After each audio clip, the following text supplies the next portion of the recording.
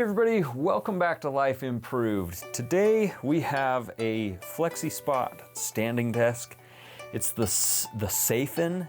It's like the cheapest option that they offer, but I did do some upgrades. I got the dual motor legs. It's like the Pro, it's the mid-tier, which comes with the advanced keypad, which looks basically the same as the standard keypad, only it costs $50 more, which is ridiculous. I did this because for about 6.5 out of the last 8 years, I have been working at a desk, pretty much full time. So I finally spent the money. So today we're gonna put it together. I've never put one of these together before. So we're kind of doing this together for the first time. And I will show you how mine is gonna go together, and I'll show you my current desk, and you'll probably laugh, but it's all good. To kick things off, you come with this big bag of hardware, and there's one little bag with 2 screws, and I don't know why that is. I have no clue. In slot F of all those is an Allen wrench, so that's really nice. So step 1, it says to connect the crossbeam, and it looks like it's already put together. And so all I am gonna do is just make sure that it's nice and snug. So it looks like that already came pre-connected. And then we are going to be installing the lift columns along with these little short guys. So we'll flip the crossbar over, and there's this rounded edge.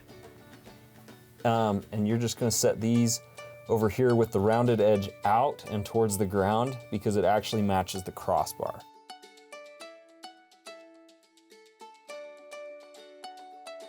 And then according to the instructions, we're gonna use all 8 of these screws from section B to secure all this stuff together. So 4 for each leg. I usually like to try to get my screws in by hand first. So I usually start by spinning them to the left so you can feel where the threads line up a little better. Get them in by hand as far as you can, because usually you can pretty much get them all the way down. They have step 3 is they want you to flip the whole thing over and install the side brackets, but that doesn't necessarily make sense because then on step 4 you're just flipping this whole thing back over to install the feet. So I'm gonna try doing step 4 and then step 3 because I already have this thing upside down. I personally would rather install the feet now so that I can flip all this over, and when I do the side brackets, it's gonna stand upright on the feet, you know? That is what makes sense to me. Now we're gonna use all the screws from C because we need 8 of them.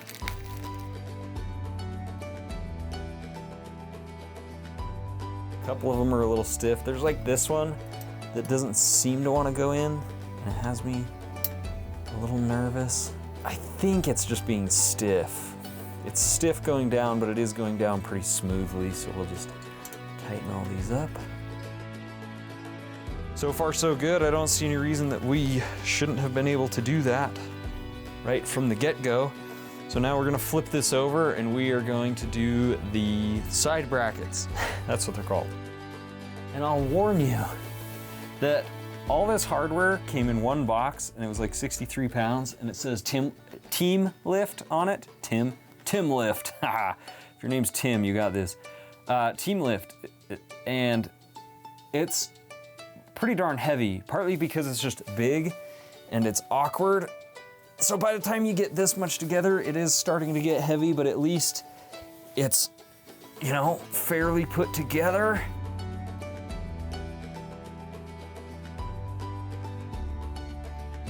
Okay, so here's an interesting little conundrum.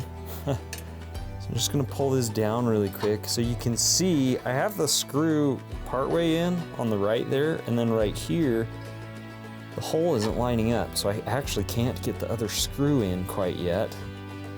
And so I'm not sure if maybe that's just an adjustment with these 2 bars here being attached to the leg. That maybe there's something I can do to let it sit a little wider. So we'll see. And I'll walk you through what I just did. I just got the other side bracket on. So the thing that I was dealing with, that I showed you guys, is when you slide this on, the screws don't line up. So what I'm gonna do so that this bracket doesn't fall off on me is I am gonna put one screw in this side, at least enough to hold this whole thing on. What I had to do on the other side is I had to loosen up these screws underneath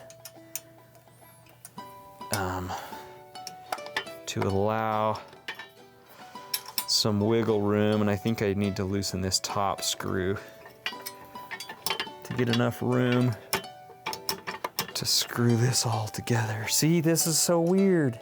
The hole is definitely like this way by quite a bit. So at this point, I really just hope that my screw is gonna fit, because this is like very much on the wide side. Because in reality, like if this screw won't go in, I'm screwed.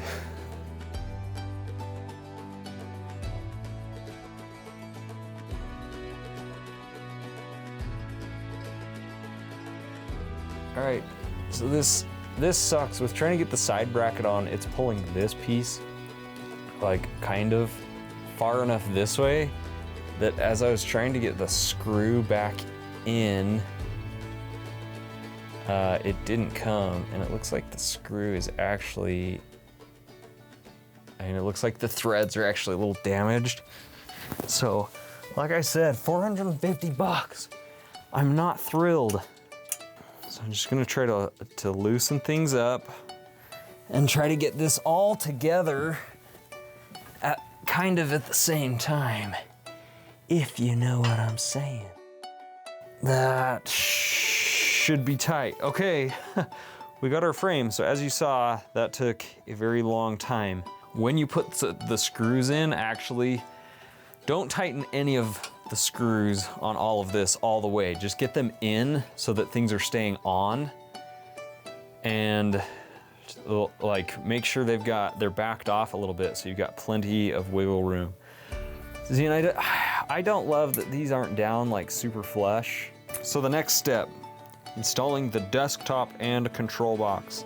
So we have to get the tabletop down here and then get this thing flipped over and on top of that.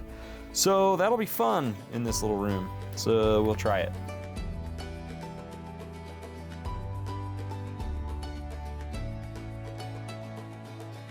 There, we got it. It's tricky in this cozy space. And you definitely don't want to like destroy your cords or anything. So, let's see what is next. Okay, so we apparently are going to loosen all 4 of these.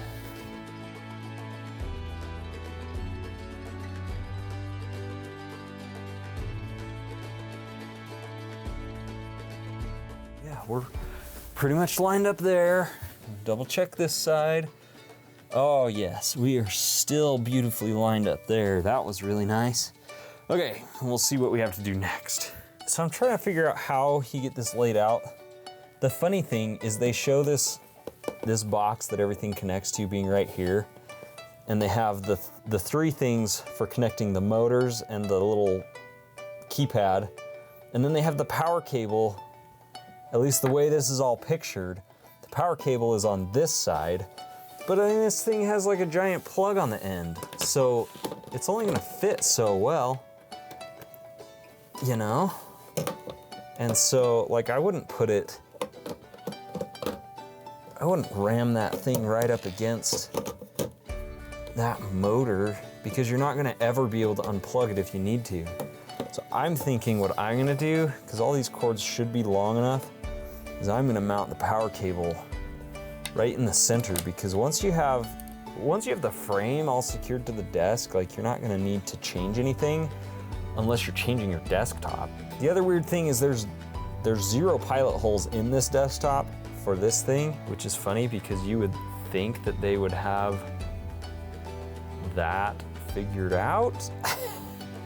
I don't know. So I'm probably just gonna drill my own little pilot holes just to help the installation process. All right, so I got most of the screws in. All I did was kind of set them in there and twist them by hand to make sure they fell right into the hole that they need to be in. And then we're just screwing in the frame. There's no pilot holes here in the center, and there's no pilot holes for this box, this little junction box thing. So, so that's gonna be sort of weird. I'm gonna have to drill some pilot holes. Be super careful drilling your pilot holes. You don't wanna drill all the way through your desk because that'd be a crappy way to start. So anyway, there I did the same thing with the control box. So when I flip this up, this should be on the right side. I want my control panel on the right side. And I mean, that's not to say that you can't switch where your control panel is at a later date or drill like new pilot holes or anything like that. And I don't want to make this too tight because I don't want to crush this piece. Because all the plastic on here is not like the most sturdy thing in the world.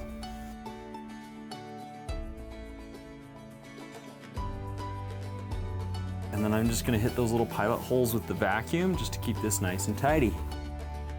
So I just checked the underside, and thankfully my pilot hole did not go all the way through the desk. So I feel very relieved. It almost doesn't feel real because I was like, oh, shoot, that's not good. So I'm gonna put these last few screws in, and then we're gonna run the cable management ties and stuff. So I'm just hand tightening in my last screw. So all we have to do is tighten these in and then run some cable management. All the hardware is on. So now we can just run all these cables here.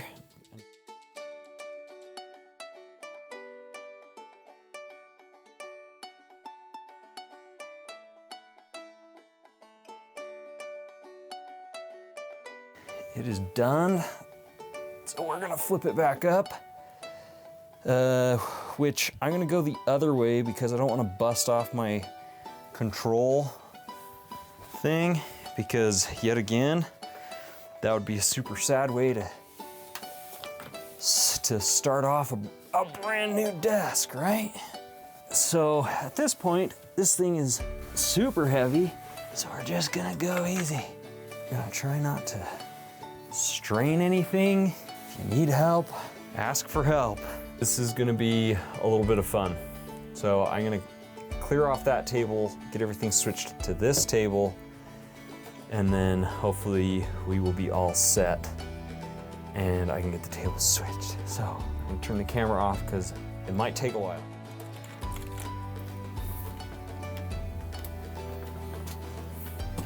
All right.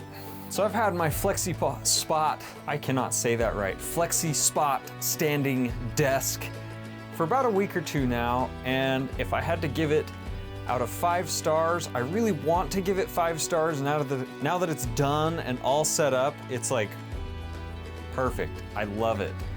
However, in the building process, I have to give it, overall, I would give it 4 out of 5 stars, because in the building process, putting the frames together and the little pieces and getting everything to line up just right so it goes together snugly and feels secure was kind of a headache. You really had to like loosen screws and kind of like wiggle the parts in just the right spot so everything fits together decently. Like, it didn't go together nice and smooth. That was the biggest downside to me.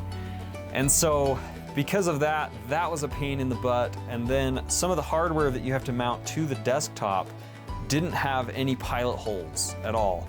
And it was only like 4 holes or something, but to have to drill your own pilot holes, and honestly, I thought I had drilled a hole through my desktop and I was like feeling sort of sick inside because it was a little bit before I could actually like secure it and flip it over and check. I mean, because if there's a hole and there's nothing you can do about it. Thankfully, I didn't drill the hole all the way through my desktop, so that was super good. But I was really, really nervous about that. And then the only other complaint I have is that to upgrade to the dual motor legs, you have to upgrade to their advanced keypad, which doesn't look any different than their standard keypad, only in aesthetics, which I think is silly because the advanced keypad costs like 50 bucks more. So to upgrade and have dual motors, you basically have to spend $50 extra just because, and it's really dumb. But I really wanted dual motors because I felt like that would provide more longevity in the desk. And for someone who's spent the last 6.5 out of the last 8 years pretty much sitting down full time. So if you're on the fence about getting a standing desk and you spend a lot of time sitting down, I would say absolutely do it, okay?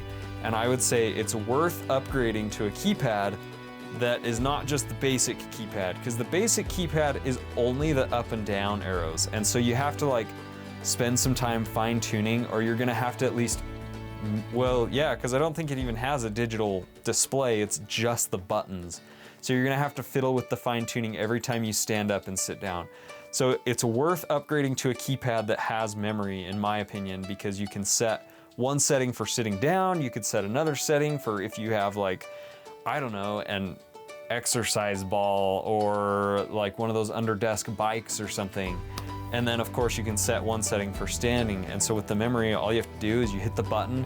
You don't even have to think about it. And then the last thing I want to mention is I got the Ebony desktop because I thought it would look really good. And I think it does look really, really nice. Like everything is just like, it's pretty much all black. And I kind of actually like the way that it's turned out. It's pretty sweet.